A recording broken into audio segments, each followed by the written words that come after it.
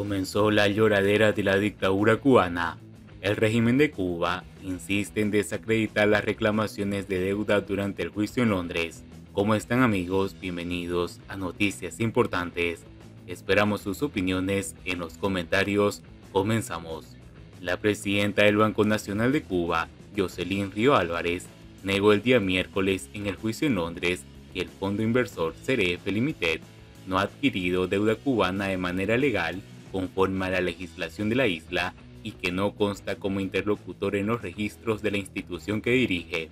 La funcionaria sostuvo que CRF Limited no está registrado en el Banco Nacional de Cuba como un acreedor, sino solo su solicitud, y reiteró la versión del régimen de que no es válida una asignación de este estatus, autorizada el 25 de noviembre de 2019 por el funcionario Raúl Olivera Lozano, quien en este momento ocupaba el cargo de director de operaciones de la institución bancaria, tras lo cual fue procesado y condenado a 3 años de prisión. De acuerdo con el reporte de EFE desde Londres, Lozano, quien declaró el día martes desde Cuba a través de una videoconferencia, argumentó que el consultor de CRF, Edkurmar Gorhandans, le había ofrecido dinero para que consintiera una cesión de los títulos, lo que hizo de manera irregular, con su sola firma en lugar de 2 y sin consultar al gobierno cubano. Ese ha sido el argumento central de la defensa del régimen cubano desde el inicio del proceso, pese a lo cual la demanda avanzó en la corte. Los abogados de La Habana retiraron en diciembre el argumento del presunto soborno. CRF alegó que sí fue legal dicha asignación de derechos contractuales sobre la deuda de 72 millones que antes gestionaba el ICBC Standard Bank, filial británica del banco chino ICBC, y que las acusaciones contra Olivera y otros colegas condenados a prisión son un pretexto fabricado por el Estado cubano para eludir sus obligaciones. Río Álvarez, que asumió el cargo en mayo de 2020, subrayó que ningún empleado del BNC tiene la autoridad para actuar en nombre del gobierno de Cuba. La jueza Sarah Corkerrill, de la División Comercial del Tribunal Superior de Londres, debe determinar primero el proceso iniciado el día lunes si el grupo de inversor es o no acreedor legítimo de la deuda cubana. El otro argumento del régimen de la isla es que CRF es un fondo buitre constituido solo para acumular deuda cubana impaga y forzar sus cobros en los tribunales. No obstante, CRF Limited aseguró que lo anterior es falso y señaló que durante años intentó negociar con Habana la reestructuración de su deuda sin obtener una respuesta. Según los documentos del proceso, tiene una deuda soberana cubana por un valor de unos 1.200 millones de euros. Durante el testimonio de Olivera Lozano, el abogado de CRF, Audad Khurshid, le preguntó sobre sus funciones como director de operaciones del Banco Nacional de Cuba, donde trabajó durante más de 40 años. De acuerdo con el reporte de EFE, Khurshid alertó a la jueza de que deben tomarse con cautela y escepticismo los argumentos de los demandados, el Banco Nacional de Cuba y la República de Cuba, en el sentido de que Olivera actuó ilegalmente al consentir la cesión de los derechos contractuales del ICBC al CRF. Según dijo, el abandono en el último momento de las acusaciones de soborno es un reconocimiento tardío de que esas alegaciones extremadamente graves contra Gorhandans y Don Stevenson, empleados de CRF, no tenía fundamento. El abogado también sostuvo que esta estrategia, junto con el encarcelamiento de la directiva del Banco Nacional de Cuba involucrada en la asignación de la deuda, demuestra que las autoridades cubanas han estado dispuestas a fabricar pretextos independientemente de las consecuencias para tratar de evitar sus obligaciones con CRF. Emigrados cubanos han protestado ante la sede de la Corte de Justicia donde tiene lugar el juicio, el primero al que es sometido el régimen cubano por un reclamo de esta naturaleza y que ha alcanzado una inédita repercusión mediática.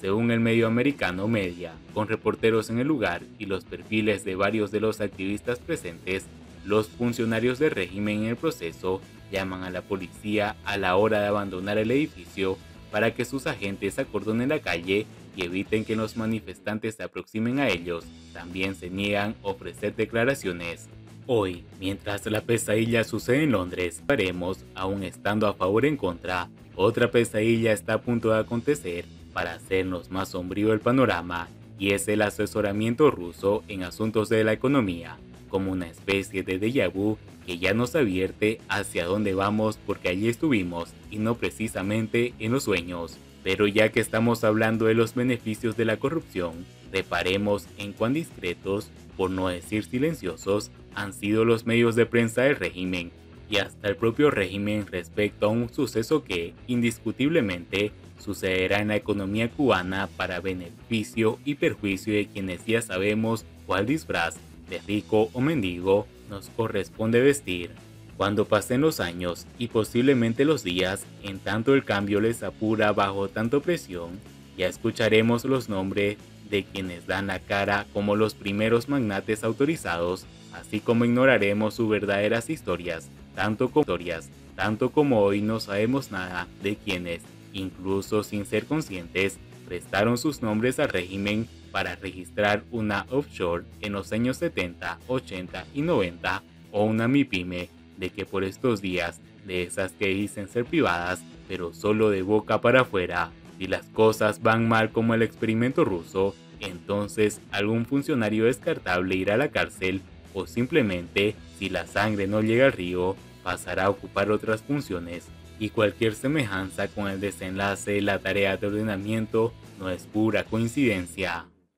Siguiendo con las noticias, Fiscalía de Estados Unidos exige revertir la política que otorga parole a migrantes de Cuba. Los fiscales de una veintena de estados presentaron el día martes una demanda contra el plan de gobierno de Joe Biden de conceder 30.000 visados humanitarios mensuales a los migrantes de Cuba, Nicaragua, iniciativa en marcha desde inicios de este mes. En su denuncia, liderada por el fiscal general de Texas, Ken Paxton, los demandantes argumentan que ese plan permitirá la llegada de cientos de miles de migrantes a zonas de Estados Unidos que están sobrecargadas, citó el diario EFE. Subrayaron que con esta iniciativa, el Departamento de Seguridad Nacional está abusando de su autoridad para conceder permisos humanitarios. La demanda está suscrita por los fiscales de los estados de Florida, Alabama, Alaska, Arkansas, Idaho, Iowa, Kansas, Kentucky, entre otros, y está dirigida por el DHS y su titular,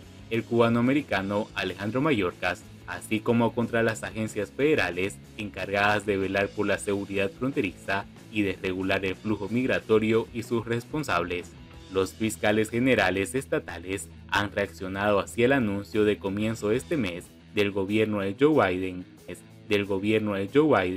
de que iba a aceptar más de 30.000 migrantes al mes de Venezuela, Nicaragua, Cuba y Haití, ampliando así un programa que ya existía para los venezolanos desde octubre de 2022. En su demanda, los fiscales argumentaron que ese plan perjudica a varios estados, como Texas, que se gasta cantidades significativas de dinero para proporcionar servicios a extranjeros ilegales, debido a las violaciones del gobierno federal al rechazar aplicar la ley federal. También pusieron el ejemplo de Florida, que, alertaron, quedará perjudicada de forma irreparable por este programa, porque ya gasta sus recursos estatales significativos para proporcionar servicios a los migrantes indocumentados que acoge. A su juicio, el plan federal debe ser ilegal, porque con él los demandados han excedido su autoridad para conceder este tipo de visados y, además, no han tenido en cuenta que existe el acusar a los beneficiarios del programa